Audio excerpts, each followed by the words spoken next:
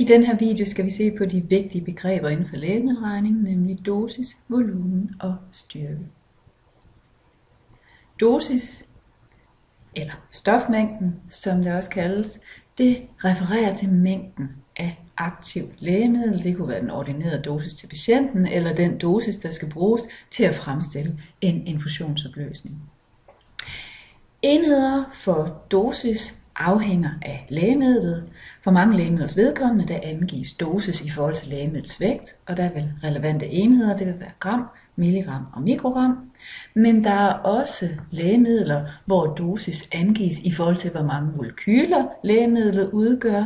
Det gælder ofte for elektrolytter som natrium, kalium, klorid og calcium, og der er enheder for dosis, det kan være mol eller millimol. Andre lægemidler igen, jamen der angives dosis i forhold til lægemidlets biologiske aktiviteter, der er enheden internationale enheder. Det gælder for nogle hormoner, og det kan gælde for enzymer. Så hvis du får en opgave, hvor der står, hvor mange milligram, eller hvor mange millimol, eller hvor mange internationale enheder skal patienten have, eller skal du bruge til at fremstille opløsning, jamen så er det en dosis, du skal udregne. Volumen, det er en størrelse, der siger noget om, hvor meget dosis fylder. Enheder for volumen afhænger af lægemiddelformen. Er det en opløsning af et lægemiddel, jamen så er relevante enheder for volumen, det er liter, det er milliliter og det er dråber. Er det tabletter, jamen så er enheder for volumen, det er antallet af tabletter.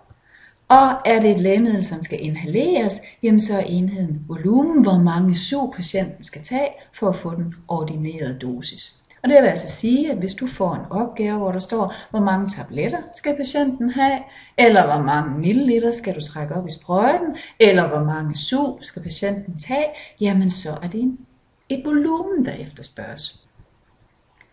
De her tre begreber, de forholder sig til hinanden på en måde, som man kan illustrere med den her regnetrekant. Trekanten skal forstås på den måde, at hvis man skal finde dosis, så tager man volumen og ganger med styrke. Skal man finde volumen, så tager man dosis og dividerer med styrke, og skal man finde styrke, så tager man dosis og dividerer med volumen. Det er lidt lettere at forkorte de her størrelser, og det gør det også meget nemt at huske, hvordan trekanten ser ud, for der står det vil sige. Og vi bruger trekanten på den her måde, at når det er dosis, vi skal finde, jamen så er det volumen gange med styrke. Når det er volumen, vi skal finde, så er det dosis divideret med styrke. Og når det er styrke, vi skal finde, så er det dosis divideret med volumen.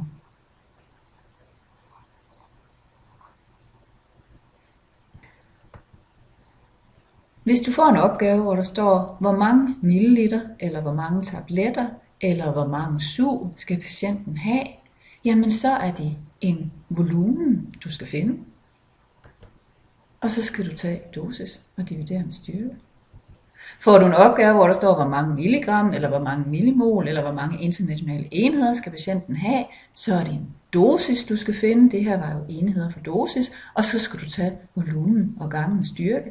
Og omvendt, hvis der bliver spurgt til, hvor mange milligram per milliliter, eller milligram per tablet, det her lægemiddel indeholder, så er det styrken, du skal finde, og det er dosis divideret med volumen.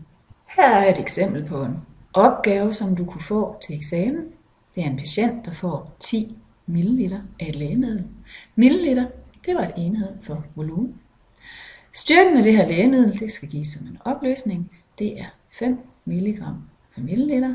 Det giver sig selv, at det her det er styrken. Og så står der, hvor mange milligram har patienten fået. Det er dosis. Sig det. Dosis, vi skal regne ud, og dosis, det var volumen gange styrke. I det her tilfælde var det 10 milliliter gange med de 5 milligram per milliliter. Det giver 50 milligram. I den her opgave har vi en patient, der skal have 5 milligram af et lægemiddel. Milligram var en enhed for dosis. Styrken på lægemiddel, det er 2 mg per milliliter. Det var altså styrke. Og så bliver der spurgt, hvor mange milliliter skal patienten have? Milliliter var en enhed for volumen. Vi skal finde volumen, og vi kan se ud af trekanten af volumen, det er dosis divideret med styrke. Dosis, det var de 5 milligram. Styrken var 2 milligram per milliliter. Det giver 2,5 milliliter. I den sidste opgave, der skal du tage 10 mg af et lægemiddel og tilsætte til noget isotonisk natriumklorid, så du får et samlet volumen på 100 ml. Milligram, det var en enhed for dosis. Milliliter var en enhed for volumen. Og det vi skal regne ud i opgaven, jamen det står her, det er styrken på opløsningen, og det skal være i milligram per milliliter. Styrke, jamen det var dosis divideret med volumen. Dosis, det var 10 mg.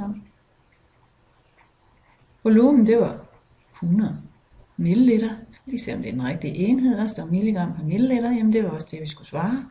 Og det giver 0,1 milligram